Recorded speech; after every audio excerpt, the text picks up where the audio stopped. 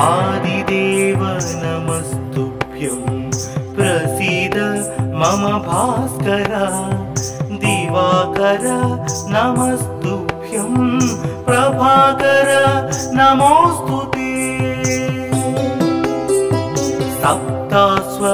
सप्तास्वरथमारूढं प्रचण्डं कश्यपात्मजं श्वेतपद्मधरं देवं तं सूर्यं प्रणमाम्यहम्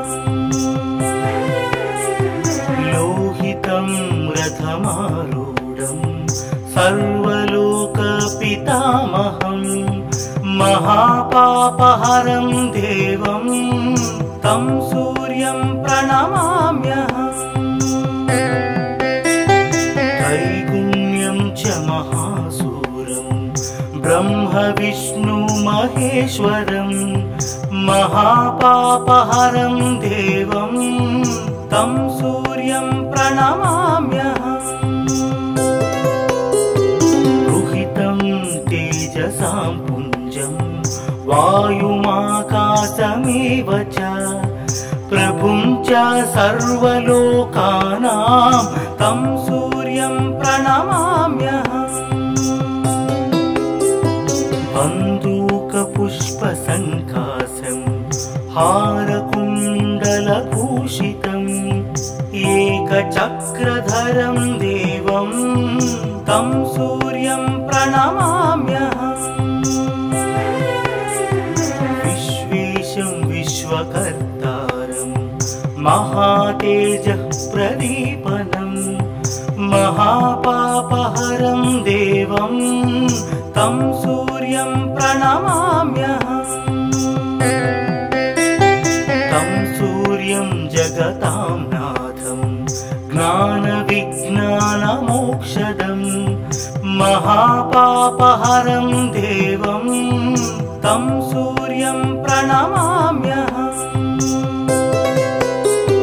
सूर्याष्टकं पठे नित्यं ग्रहपीडा प्रणाशनम् अपुत्रो लभते पुत्रं दरिद्रो धनवान् भवेत् अमिषं मधुपानं च यः करोति रवेर्धिने सप्तजन्म भवेद्रोगी जन्म कर्म दरिद्रता मधुमांसानि हस्त्यजेस्तुरवेर्धिने न व्याधिशोकदारिद्र्यं सूर्यलोकं स गच्छति आदिदेव नमस्तुभ्यं प्रसीद मम भास्कर दिवाकर नमस्तुभ्यं प्रभाकर नमोस्तुते सप्तास्वरथमारूढं प्रचण्डं कश्यपात्मजं श्वेतपद्मधरं देवं तं सूर्यं प्रणमाम्यहम् लोहितं रथमारूढं सर्वलोकपितामहं महापापहरं देवं तं सूर्यं प्रणमाम्यहम् त्रैगुण्यं च महासूरं ब्रह्म विष्णु महेश्वरं महापापहरं देवं तं सूर्यं प्रणमाम्यहम् तेजसां पुञ्जं वायुमाकाशमेव च प्रभुं च सर्वलोकानां तं सूर्यं प्रणमाम्यहम् बन्दूकपुष्पसङ्काशं हारकुण्डलभूषितम् एकचक्रधरं देवं तं सूर्यं प्रणमाम्यहम् विश्वेशं विश्वकर्तारं महातेजः प्रदीपनं महापापहरं देवं तं सूर्यं प्रणमाम्यहम्। तं सूर्यं जगतां नाथं ज्ञानविज्ञानमोक्षदं महापापहरं देवं तं सूर्यं प्रणमाम्यहम्। सूर्याष्टकं पठे नित्यं ग्रहपीडा प्रणाशनम् अपुत्रो लभते पुत्रं दरिद्रो धनवान् भवेत्। अमिषं मधुपानं च यः करोति रवेर्धिने सप्त जन्म भवेद्रोगी जन्म कर्म दरिद्रता। त्रितैल मधुमांसानि हस्त्यजेस्तुरवेर्धिने न व्याधिशोकदारिद्र्यं सूर्यलोकं स गच्छति।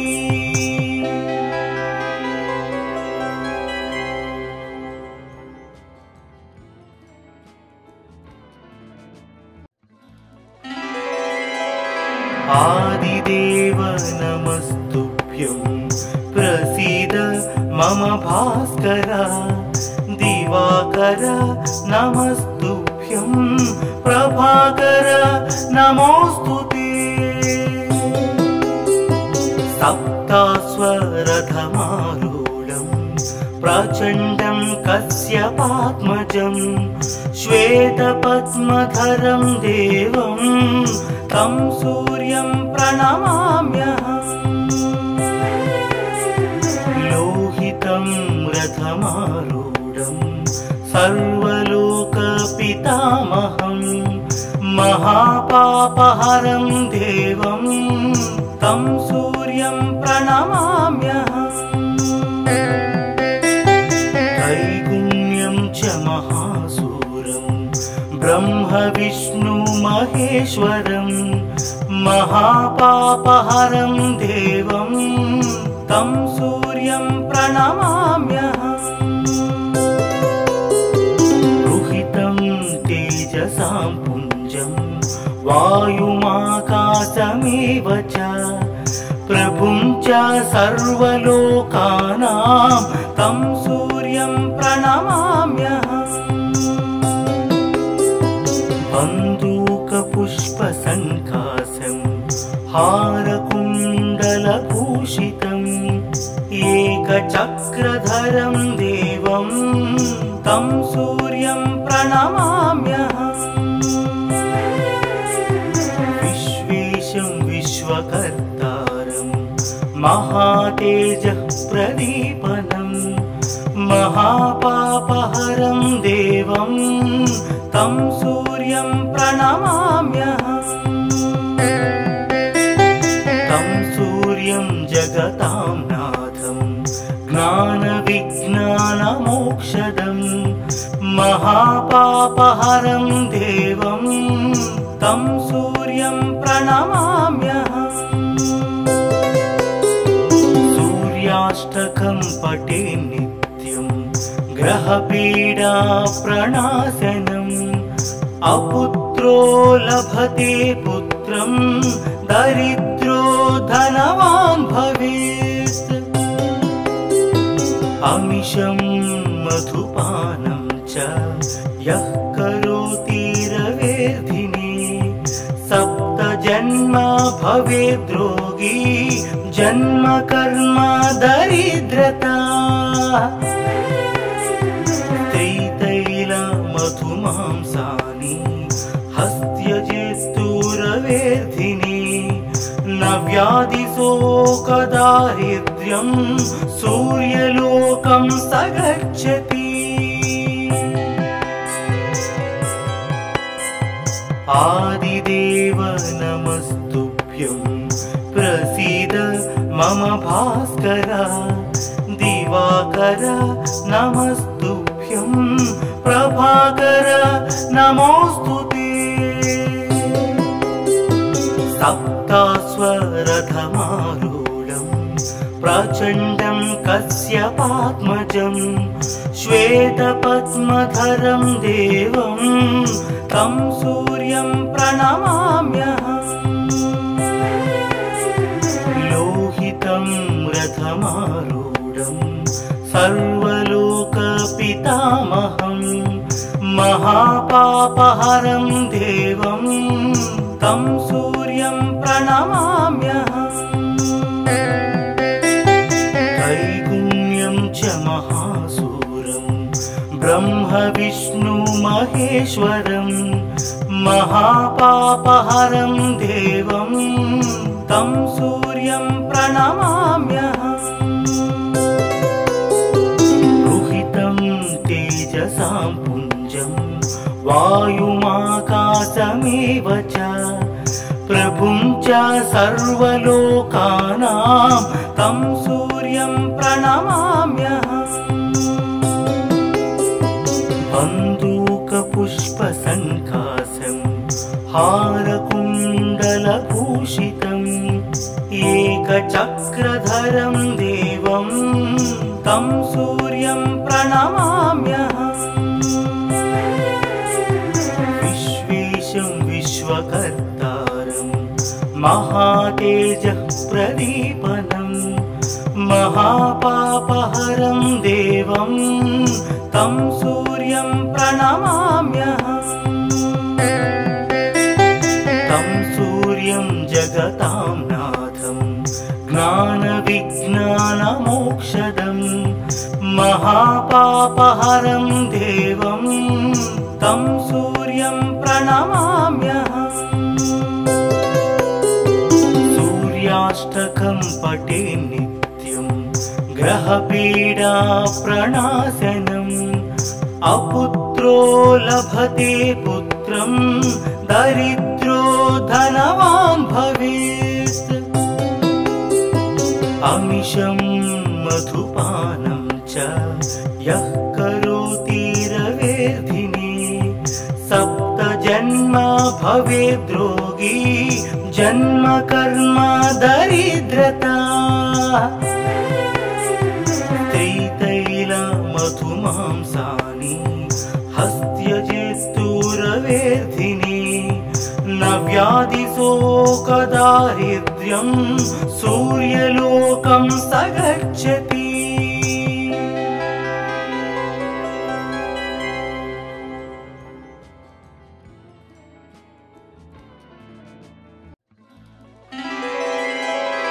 आदिदेव नमस्तुभ्यं प्रसीद मम भास्कर।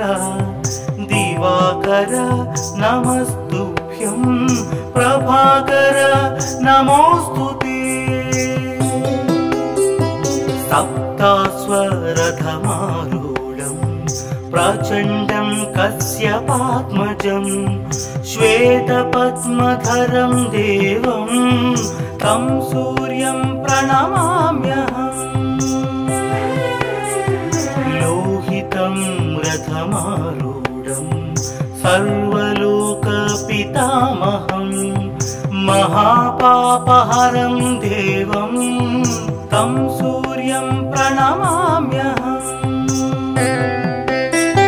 त्रैगुण्यं च महासूरं ब्रह्म विष्णु महेश्वरं महापापहरं देवं तं सूर्यं प्रणमाम्यहम्। रुहितं तेजसां पुञ्जं वायुमाकाशमेव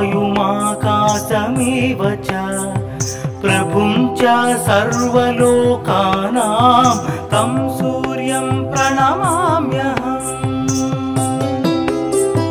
बन्दूकपुष्पसङ्काशं हारकुण्डलभूषितम् एकचक्रधरं देवं तं सूर्यं प्रणमाम्यहम्। विश्वेशं विश्वकर्तारं महातेजः प्रदीपनं महापापहरं देवं तं सूर्यं प्रणमाम्यहम् तं सूर्यं जगतां नाथं ज्ञानविज्ञानमोक्षदं महापापहरं देवं तं सूर्यं प्रणमाम्यहम्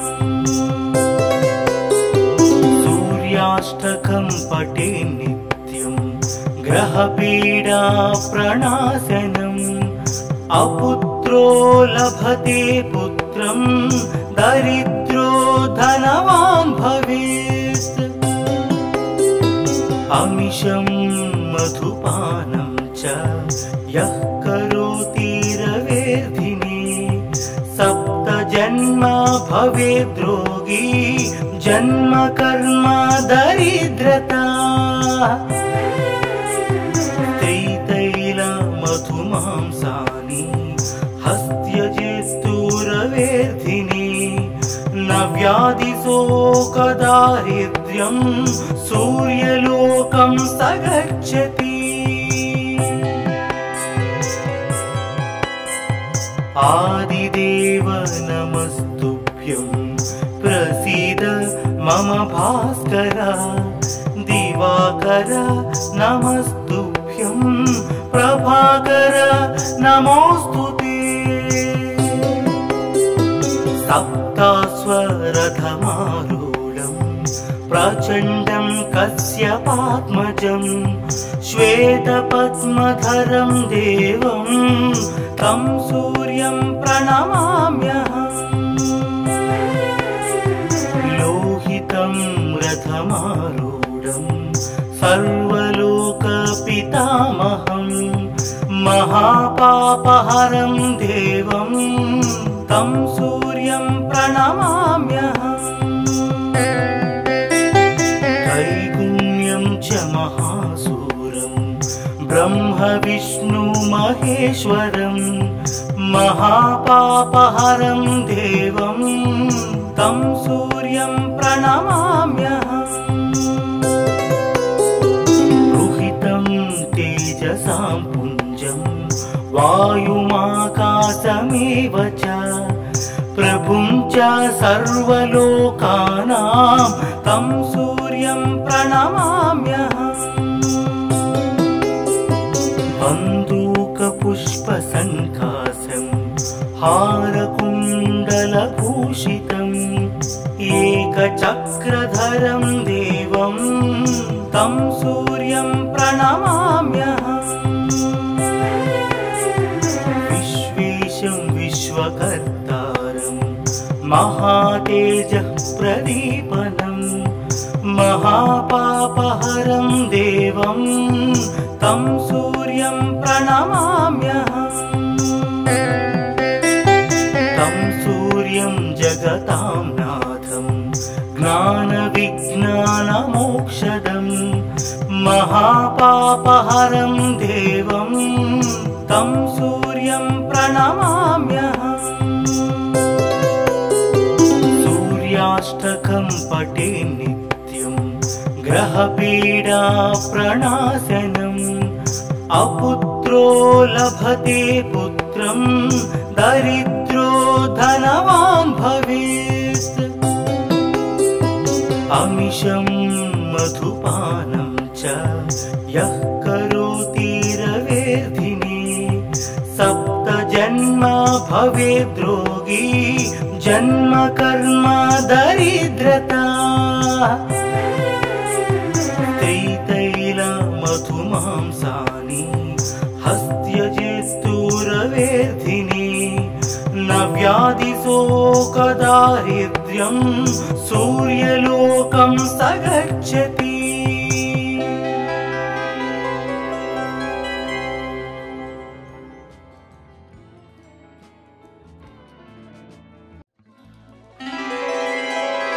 आदिदेव नमस्तुभ्यं प्रसीद मम भास्कर दिवाकर नमस्तुभ्यं प्रभाकर नमोस्तुते सप्तास्वरथमा प्रचण्डं कश्यपात्मजं श्वेतपद्मधरं देवं तं सूर्यं प्रणमाम्यहम्। लोहितं रथमारूढं सर्वलोकपितामहं महापापहरं देवं तं सूर्यं प्रणमाम्यहम्। त्रैगुण्यं च महासूरं ब्रह्म विष्णु महेश्वरं महापापहरं देवं तं सूर्यं प्रणमाम्यहम्। रुहितं तेजसां पुञ्जं वायुमाकाशमेव च प्रभुं च सर्वलोकानां तं सूर्यं प्रणमाम्यहम्। बन्दूकपुष्पसङ्काशं हारकुण्डलभूषितम् एकचक्रधरं देवं तं सूर्यं प्रणमाम्यहम्। विश्वेशं विश्वकर्तारं महातेजः प्रदीपनं महापापहरं देवं तं सूर्यं प्रणमाम्यहम्। तं सूर्यं जगतां नाथं ज्ञानविज्ञानमोक्षदं महापापहरं देवं तं सूर्यं प्रणमाम्यहम्।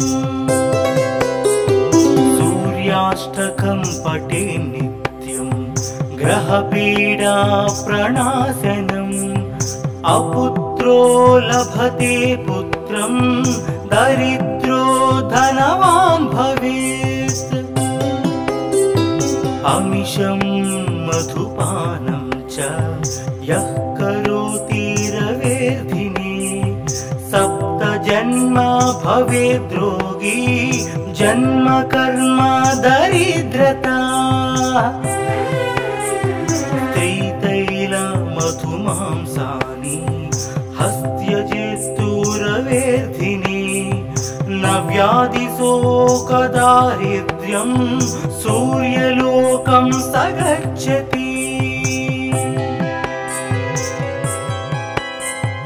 आदिदेव नमस्तुभ्यं प्रसीद मम भास्कर। दिवाकर नमस्तुभ्यं प्रभाकर नमोस्तुते। सप्ताश्वरथमारूढं प्रचण्डं कश्यपात्मजं श्वेतपद्मधरं देवं तं सूर्यं प्रणमाम्यहम्। लोहितं रथमारूढं सर्वलोकपितामहं महापापहरं देवं तं सूर्यं प्रणमाम्यहम्। त्रैगुण्यं च महासूरं ब्रह्म विष्णु महेश्वरं महापापहरं देवं तं सूर्यं प्रणमाम्यहम्। रुहितं तेजसां पुञ्जं वायुमाकाशमेव च प्रभुं च सर्वलोकानां तं सूर्यं प्रणमाम्यहम्। बन्दूकपुष्पसङ्काशं हारकुण्डलभूषितम् एकचक्रधरं देवं तं सूर्यं प्रणमाम्यहम्। विश्वेशं विश्वकर्तारं महातेजः प्रदीपनं महापापहरं देवं तं सूर्यं प्रणमाम्यहम्। तं सूर्यं जगतां नाथं ज्ञानविज्ञानमोक्षदं महापापहरं देवं तं सूर्यं प्रणमाम्यहम्। सूर्याष्टकं पठे नित्यं ग्रहपीडा प्रणाशनम्। अपुत्रो लभते पुत्रं दरिद्रो धनवान् भवेत्। अमिषं मधुपानं च यः करोति रवेर्धिने। सप्त जन्म भवेद्रोगी जन्म कर्म दरिद्रता। त्रितैल मधुमांसानि हस्त्यजेस्तु रवेर्धिने। न व्याधिशोकदारिद्र्यं सूर्यलोकं स गच्छति।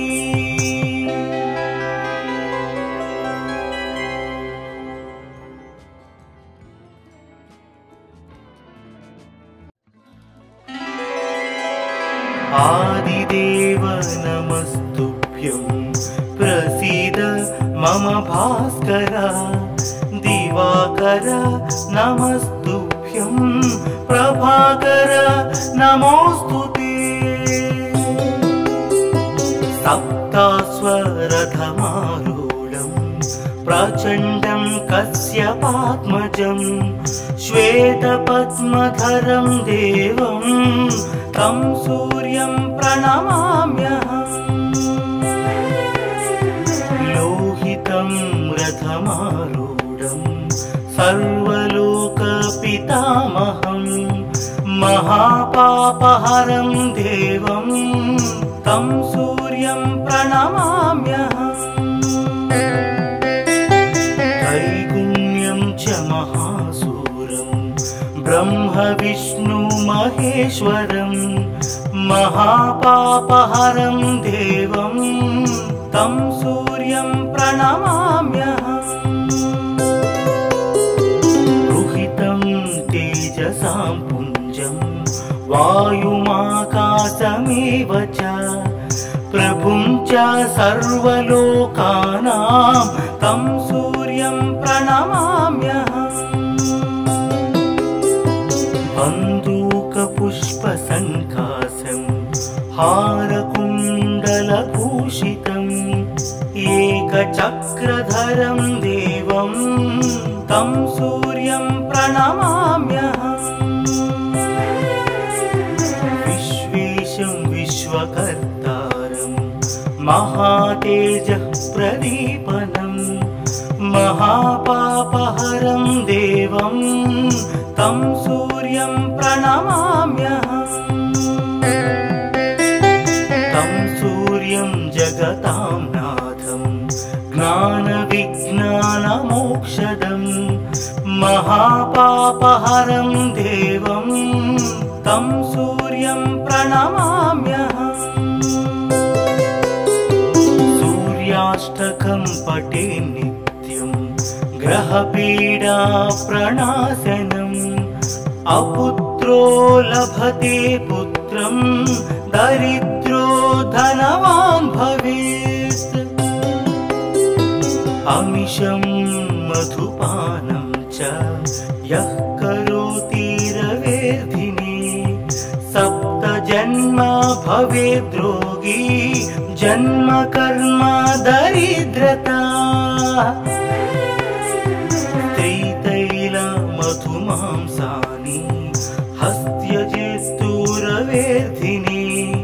न व्याधिशोकदारिद्र्यं सूर्यलोकं स गच्छति। आदिदेव नमस्तुभ्यं प्रसीद मम भास्कर। दिवाकर नमस्तुभ्यं प्रभाकर नमोस्तुते। सप्ताश्वरथमारूढं प्रचण्डं कश्यपात्मजं। श्वेतपद्मधरं देवं तं सूर्यं प्रणमाम्यहम्। लोहितं रथमारूढं सर्वलोकपितामहं महापापहरं देवं तं सूर्यं प्रणमाम्यहम्। त्रैगुण्यं च महासूरं ब्रह्म विष्णु महेश्वरं महापापहरं देवं तं सूर्यं प्रणमाम्यहम्। रुहितं तेजसां पुञ्जं वायुमाकाशमेव च प्रभुं च सर्वलोकानां तं सूर्यं प्रणमाम्यहम्। बन्दूकपुष्पसङ्कासं हारकुण्डलभूषितम् एकचक्रधरं देवं तं सूर्यं प्रणमाम्यहम्। विश्वेशं विश्वकर्तारं महातेजः प्रदीपनं महापापहरं देवं तं सूर्यं प्रणमाम्यहम्। तं सूर्यं जगतां नाथं ज्ञानविज्ञानमोक्षदं महापापहरं देवं तं सूर्यं प्रणमाम्यहम्। सूर्याष्टकं पठे नित्यं ग्रहपीडा प्रणाशनम् अपुत्रो लभते पुत्रं दरिद्रो धनवान् भवेत्। अमिषं मधुपानं च यः करोति रवेर्धिने सप्तजन्म भवेद्रोगी जन्म कर्म दरिद्रता। मधुमांसानि हस्त्यजेस्तुरवेर्धिने न व्याधिशोकदारिद्र्यं सूर्यलोकं स गच्छति।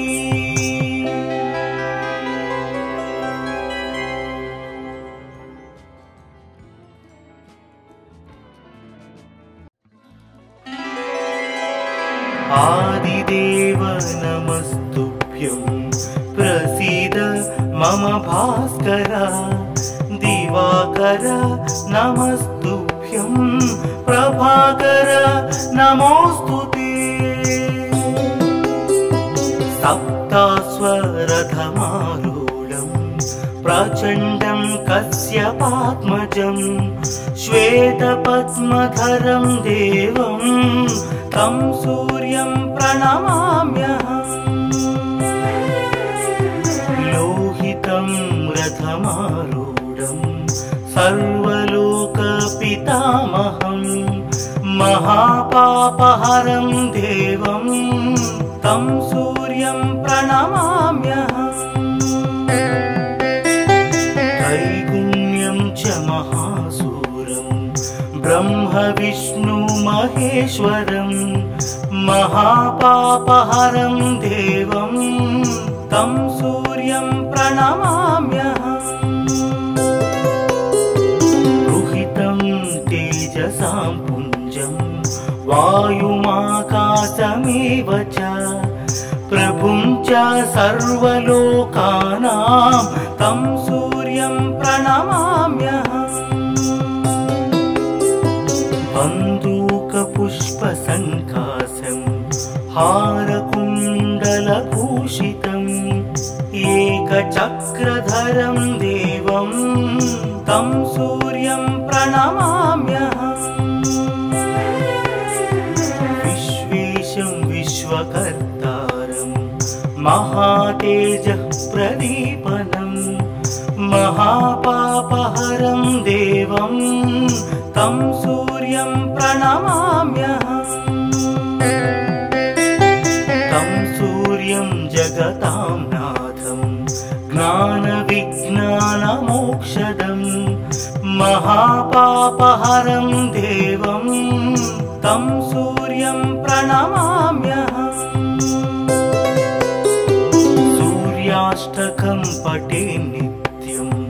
ग्रहपीडा प्रणाशनम् अपुत्रो लभते पुत्रं दरिद्रो धनवान् भवेत्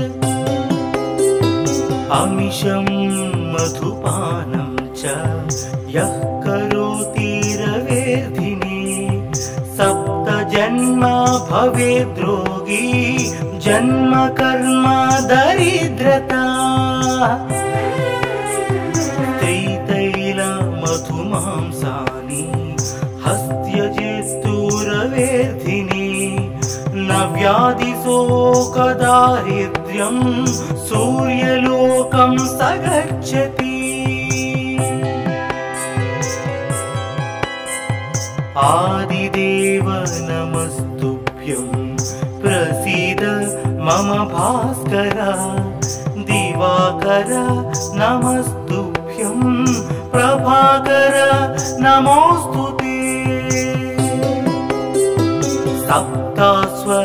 सप्तास्वरथमारूढं प्रचण्डं कश्यपात्मजं श्वेतपद्मधरं देवं तं सूर्यं प्रणमाम्यहम्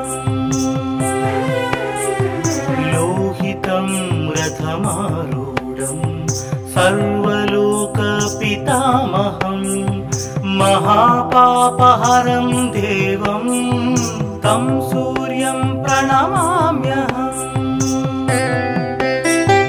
त्रैगुण्यं च महासूरं ब्रह्म विष्णु महेश्वरं महापापहरं देवं तं सूर्यं प्रणमाम्यहम्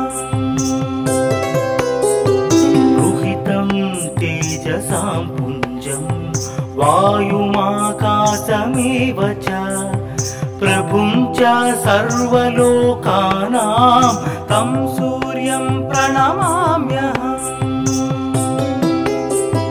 बन्दूकपुष्पसङ्काशं हारकुण्डलभूषितम् एकचक्रधरं देवं तं सूर्यं प्रणमाम्यहम् विश्वेशं विश्वकर्तारं महातेजः प्रदीपनं महापापहरं देवं तं सूर्यं प्रणमाम्यहम्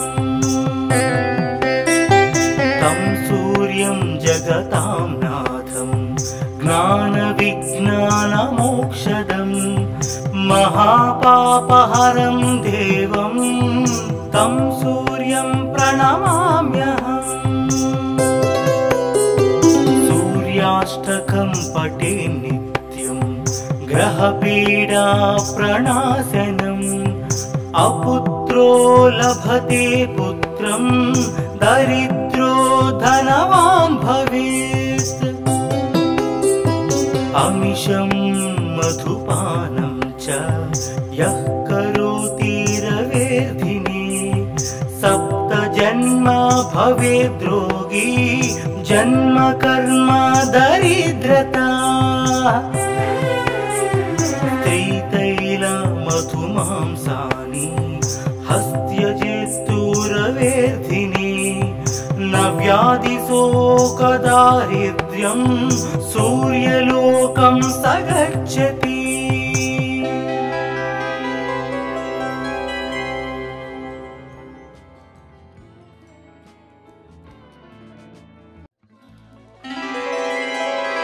आदिदेव नमस्तुभ्यं प्रसीद मम भास्कर दिवाकर नमस्तुभ्यं प्रभाकर नमोस्तुते सप्तास्वरथमारूढं प्रचण्डं कश्यपात्मजं श्वेतपद्मधरं देवं तं सूर्यं प्रणमाम्यहम् लोहितं रथमारूढं सर्वलोकपितामहं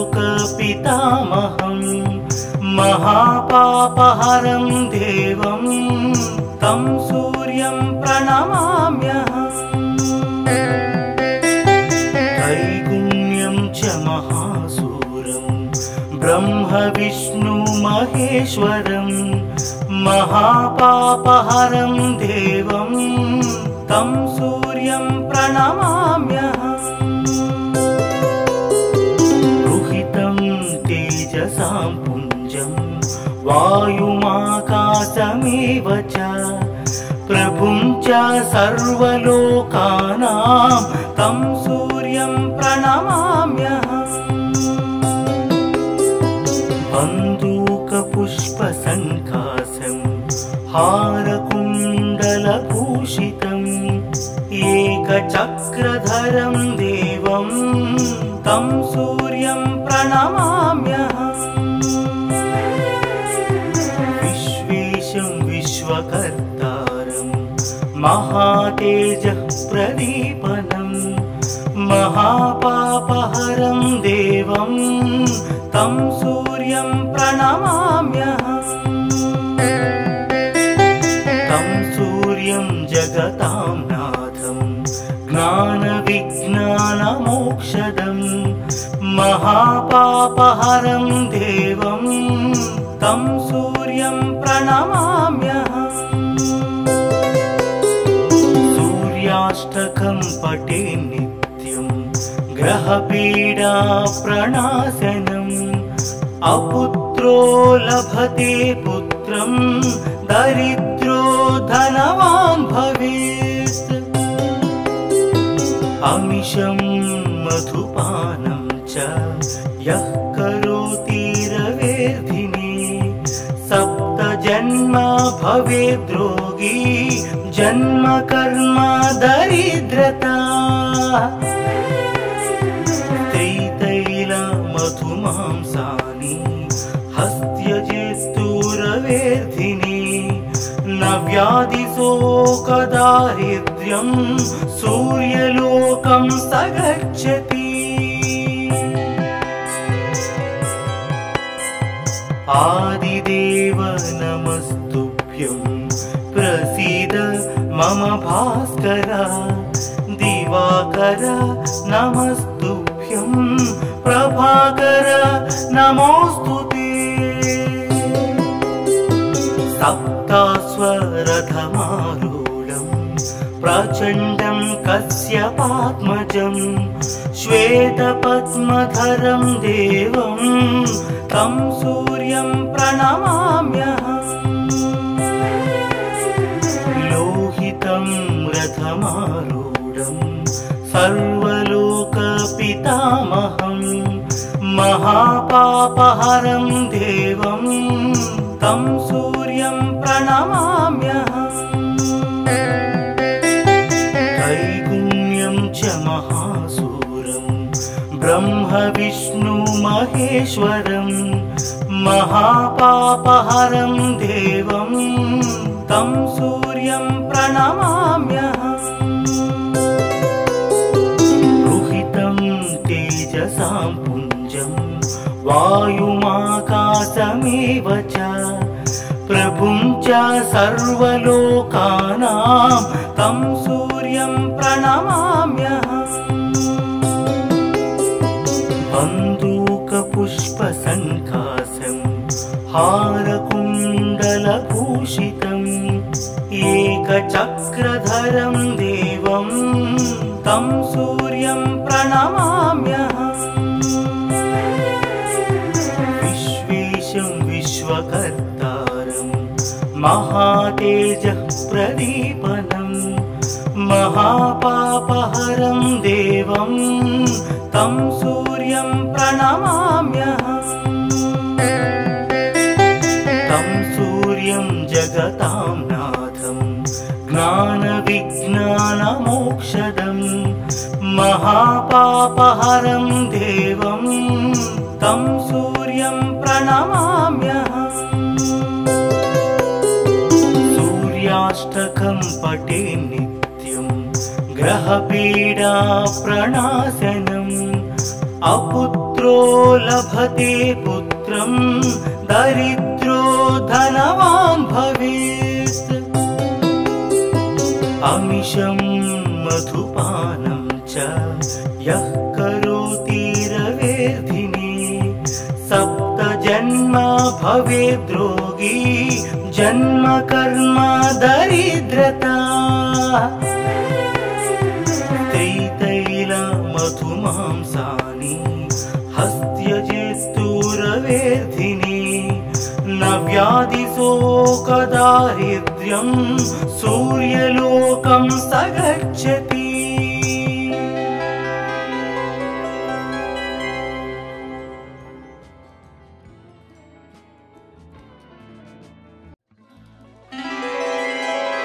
आदिदेव नमस्तुभ्यं प्रसीद मम भास्कर दिवाकर नमस्तुभ्यं प्रभाकर नमोस्तुते।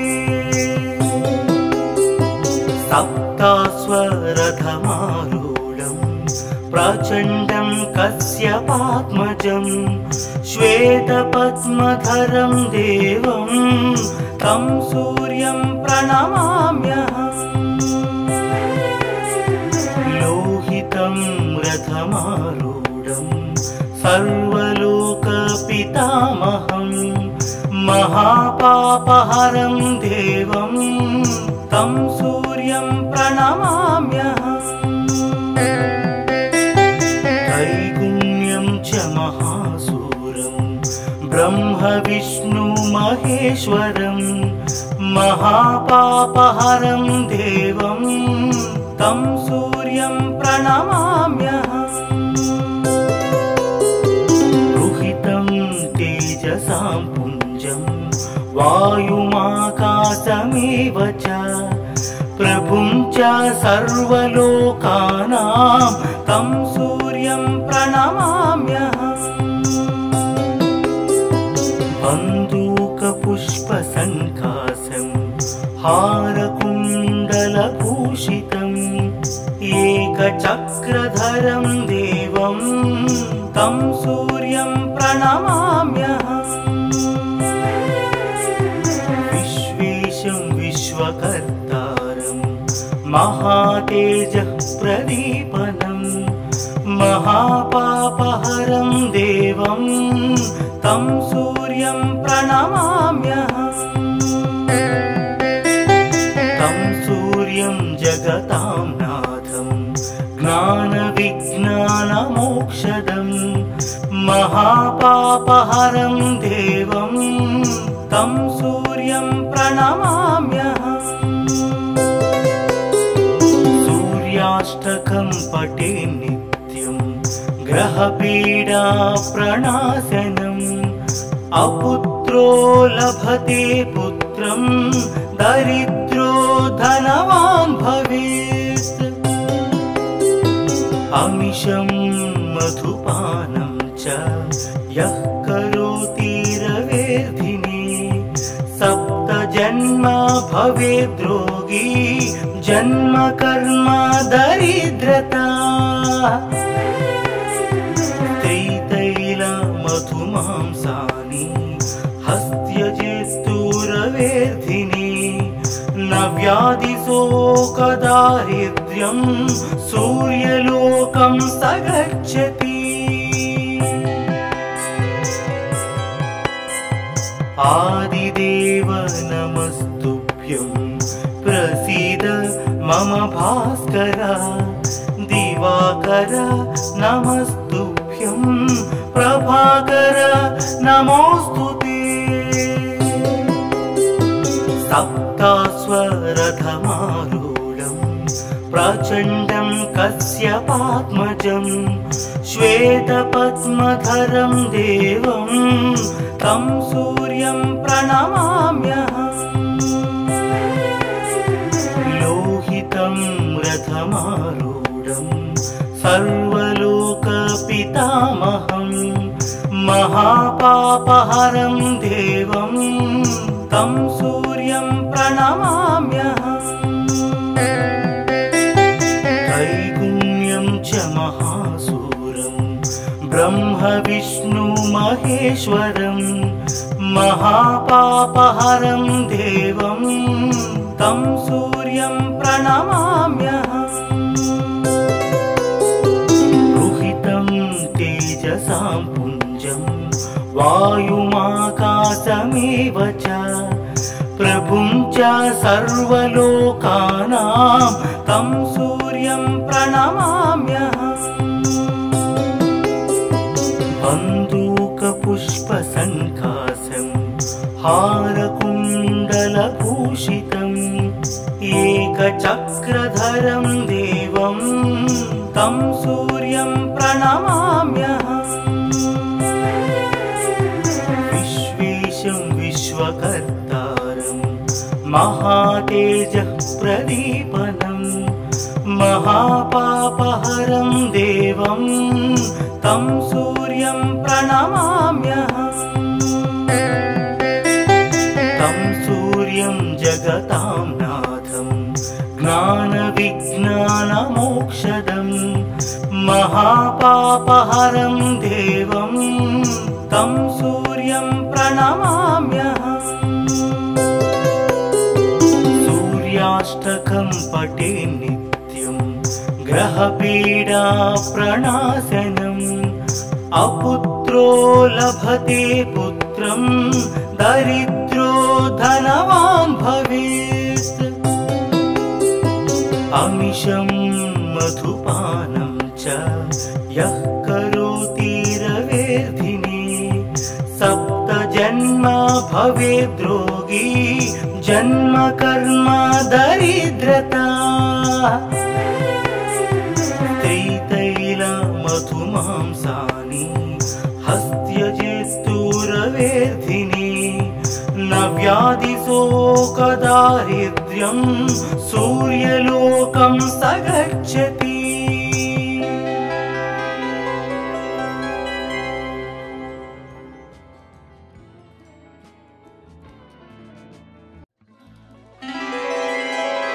आदिदेव नमस्तुभ्यं प्रसीद मम भास्कर दिवाकर नमस्तुभ्यं प्रभाकर नमोस्तुते। सप्तास्वरथमारूढं प्रचण्डं कश्यपात्मजं श्वेतपद्मधरं देवं तं सूर्यं प्रणमाम्यहम्। लोहितं रथमारूढं सर्वलोकपितामहं महापापहरं देवं तं सूर्यं प्रणमाम्यहम्। त्रैगुण्यं च महासूरं ब्रह्म विष्णु महेश्वरं महापापहरं देवं तं सूर्यं प्रणमाम्यहम्। रुहितं तेजसां पुञ्जं वायुमाकाशमेव च प्रभुं च सर्वलोकानां तं सूर्यं प्रणमाम्यहम्। बन्दूकपुष्पसङ्काशं हारकुण्डलभूषितम् एकचक्रधरं देवं तं सूर्यं प्रणमाम्यहम्। विश्वेशं विश्वकर्तारं महातेजः प्रदीपनं महापापहरं देवं तं सूर्यं प्रणमाम्यहम्। तं सूर्यं जगतां नाथं ज्ञानविज्ञानमोक्षदं महापापहरं देवं तं सूर्यं प्रणमाम्यहम्। सूर्याष्टकं पठे नित्यं ग्रहपीडा प्रणाशनम् अपुत्रो लभते पुत्रं दरिद्रो धनवान् भवेत्। अमिषं मधुपानं च यः करोति रवेर्धिने सप्त जन्म भवेद्रोगी जन्म कर्म दरिद्रता त्रितैल मधुमांसानि हस्त्यजेस्तुरवेर्धिनि न व्याधिशोकदारिद्र्यं सूर्यलोकं स गच्छति आदिदेव नमस्तुभ्यं प्रसीद मम भास्कर दिवाकर नमस्तुभ्यं प्रभाकर नमोस्तुते सप्तास्वरथमारूढं प्रचण्डं कश्यपात्मजं श्वेतपद्मधरं देवं तं सूर्यं प्रणमाम्यहम् लोहितं रथमारूढं सर्वलोकपितामहं महापापहरं देवं तं सूर्यं प्रणमाम्यहम् त्रैगुण्यं च महासूरं ब्रह्म विष्णु महेश्वरं महापापहरं देवं तं सूर्यं प्रणमाम्यहम् रुहितं तेजसां पुञ्जं वायुमाकाशमेव च प्रभुं च सर्वलोकानां तं सूर्यं प्रणमाम्यहम् बन्दूकपुष्पसङ्कासं हारकुण्डलभूषितम् एकचक्रधरं देवं तं सूर्यं प्रणमाम्यहम् विश्वेशं विश्वकर्तारं महातेजः प्रदीपनं महापापहरं देवं तं सूर्यं प्रणमाम्यहम् तं सूर्यं जगतां नाथं ज्ञानविज्ञानमोक्षदं महापापहरं देवं तं सूर्यं प्रणमाम्यहम्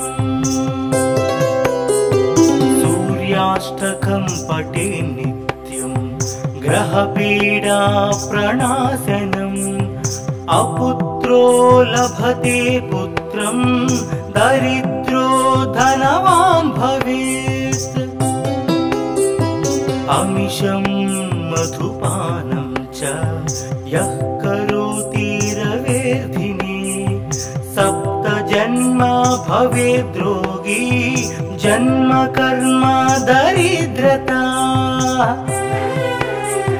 त्रितैल मधुमांसानि हस्त्यजेस्तुरवेर्धिनि न व्याधिशोकदारिद्र्यं सूर्यलोकं